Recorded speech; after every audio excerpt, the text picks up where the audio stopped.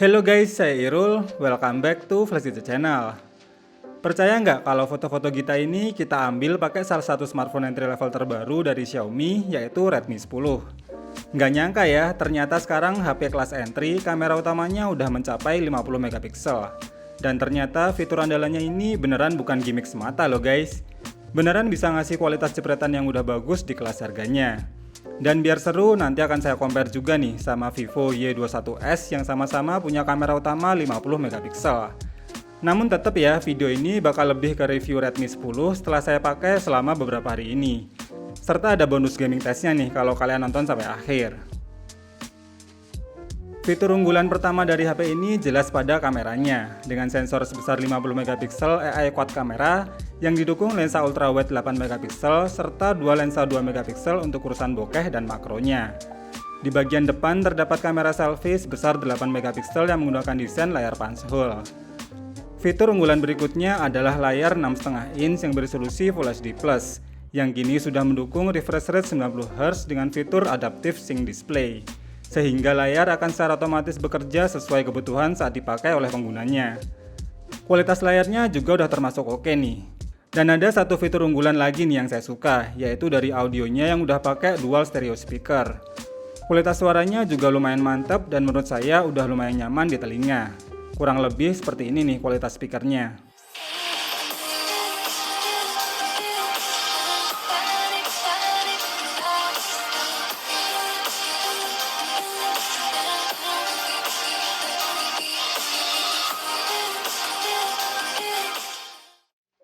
Sebelum ke fitur unggulan selanjutnya, yaitu pakai chipset terbaru dari MediaTek seri Helio G88, kita bahas dulu nih jepretan hingga rekaman video dari Redmi 10 ini. Dalam kondisi cukup cahaya, sebenarnya kualitas di mode auto saja udah memberikan hasil yang oke dan termasuk bagus. Foto terlihat natural dengan detail yang tetap terjaga, cuma masih termasuk kurang optimal dalam menghandle kondisi backlight. Sedangkan di mode ultrawide, Redmi 10 ini di luar dugaan ternyata tetap bisa memberikan hasil foto yang termasuk bagus. Walau efek distorsinya masih cukup terasa, namun overall masih termasuk oke dan nggak ngecewain. Dan yang paling saya suka adalah hasil foto potretnya, di mana foto bokehnya terlihat cukup rapi dan terlihat natural. Meskipun warnanya terasa sedikit kurang vibrant, namun hitungannya masih termasuk bagus.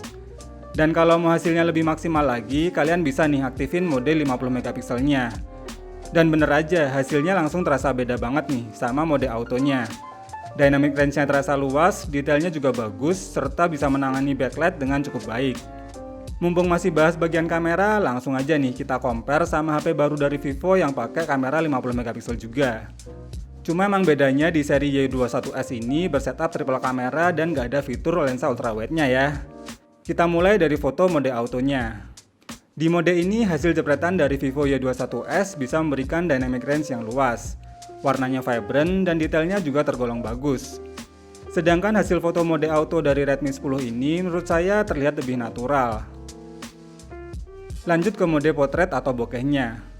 Baik hasil foto dari Vivo Y21s atau Redmi 10 bisa memberikan hasil foto bokeh yang terbilang sama-sama rapi.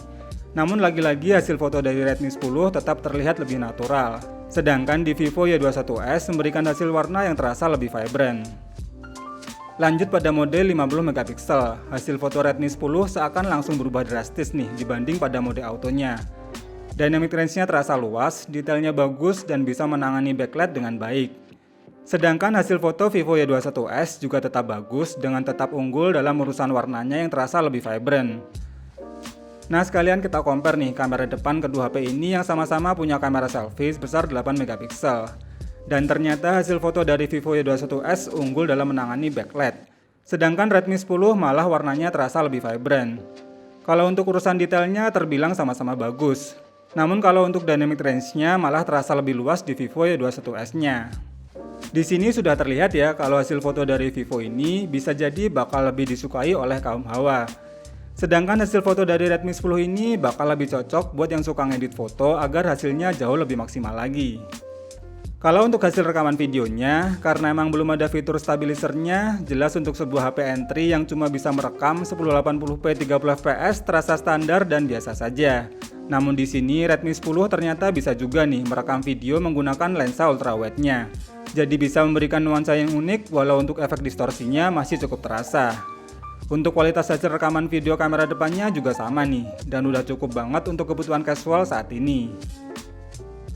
Fitur unggulan selanjutnya adalah pada chipset barunya, di mana HP ini jadi smartphone pertama yang pakai chipset baru dari MediaTek Helio G88. Untuk skor benchmarknya kemarin udah dijelasin sama Koko di video sebelumnya ya. Cuma kurang tambahan sedikit aja nih, yaitu pada fitur extended RAM-nya. Ya, HP ini meski punya RAM dalam bentuk hardware sebesar 6GB, tapi masih bisa ditambah sebesar 2GB yang diambil dari ROM-nya. Berikut adalah data real performanya dalam menjalankan 3 game yang udah saya siapkan. Game yang pertama saya coba adalah PUBG Mobile. Settingan mentok di SD High atau kalau mau paling enak di settingan Smooth Ultra. Dan saat saya tes pakai settingan Smooth Ultra, gameplaynya masih tergolong smooth dan tergolong playable. Cuma sayang aja sih untuk sensor gironya terasa sedikit delay. Namun suhu panas cuma mentok di hangat dan masih tidak mengganggu. Selama 30 menit bermain, baterainya berkurang sekitar 7% dan suhu panas maksimal di 41 derajat Celcius. Game yang kedua saya coba juga nih buat jalanin game berat sekelas Genshin Impact. Dan ternyata settingan defaultnya aja cuma berada di lowest atau terendah. Jadi jangan sekali-sekali paksa pakai setting rata kanan ya kalau masih mau nekat mainin game ini. Karena saat dicoba pakai settingan rata kiri 60fps saja, frame dropnya langsung terasa ketika full efek animasinya dimunculkan. Dan tentu saja suhu panas HP akan terasa makin panas jika dimainin dalam waktu yang lama. Setelah 30 menit bermain, baterainya berkurang sekitar 11% dan suhu panas maksimal mencapai 45 derajat Celcius. Nah, paling enak sih buat main game MOBA kayak Mobile Legends ini. Bisa dipakai setting rata kanan dengan mode grafis ultra. Gameplaynya juga lumayan smooth dan minim terasa frame drop. Walau saat war dan setiap hero-nya mengeluarkan efek skill animasinya. Suhu panas HP-nya juga cuma hangat aja nih, mirip-mirip kayak game PUBG tadi. Selama 30 menit bermain, baterainya berkurang sekitar 8% dan suhu panas HP maksimal di 41 derajat Celcius. Kalau buat nonton YouTube selama 30 menit dengan brightness dan volume di 50%, baterainya cuma turun sekitar 2% aja nih guys. Dan terakhir saya tes juga endurance baterainya pakai aplikasi PCMark. Dan untuk screen on time-nya bisa mencapai 10 jam 34 menit. Yang sebenarnya jadi fitur unggulan juga nih di HP ini dengan kapasitas baterai 5000 mAh yang support fast charging 18 watt. Dan untuk kecepatan sensor sidik jari yang ada di sampingnya ini terasa lumayan cepat dengan tingkat akurasi yang masih tergolong oke. Saya cek juga pakai aplikasi sensor box, termasuk banyak nih sensor yang ada di HP ini. Walau untuk sensor gironya cuma virtual aja ya, alias cuma software. Kesimpulannya Redmi 10 ini emang jadi pendatang baru yang bakal paling dilirik untuk saat ini. Di kelas harganya HP ini bakal jadi pengusik kelas entry level hingga mid range yang memiliki performa dan kualitas kamera yang tergolong mumpuni. Makin kesini kayaknya teknologi makin murah nih.